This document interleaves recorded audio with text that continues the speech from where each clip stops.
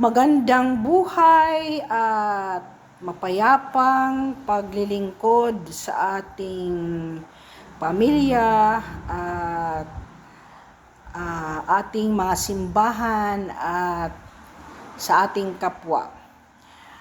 May mga argumento po, i-focus ko lang ang sign of the cross, or this is the cross of a rosary. Marami pong nag-argue that Catholics have violated accordingly the prohibition of idolatry to justify their use of religious statues.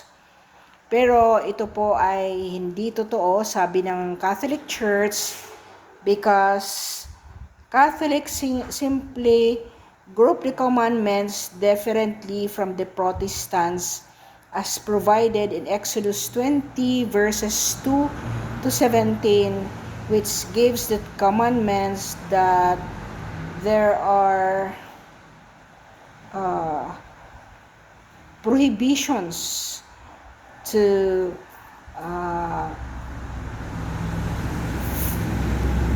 have graven images. Accordingly, the Catholics have graven images because the Bible commands the creation of images for religious purposes, but forbids, pinagbabawal po ang worship sa imahe na yon. Kaya po, yan sa mga Black Nazarene, yung pinapahid-pahid ang mga panyo, hindi po yan inaalaw ng ating Catholic Church. The Catholic Church uses graven images solely for teaching, remembering the people and things, and commemorating people and events. The Catholic Church condemns idolatry, which is the worship of images of gods or the belief that idols possess any divinity or virtue.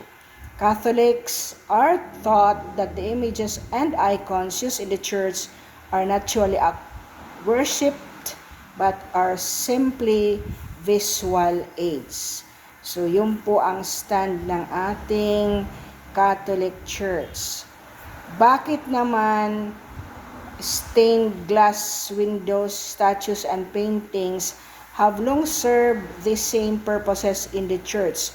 Crucifixes and statues of the Good Shepherd of Sacred Heart remind us of Jesus' sacrifice and love for us.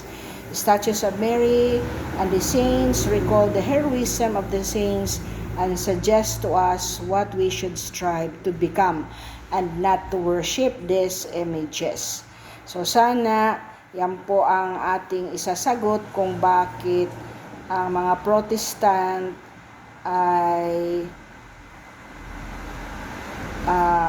binabatikos po ang mga graven images.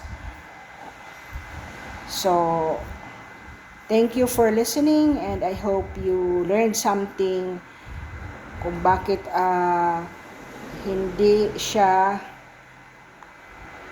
inaalaw actually ng Catholic Church to do it and idolize the objects of worship.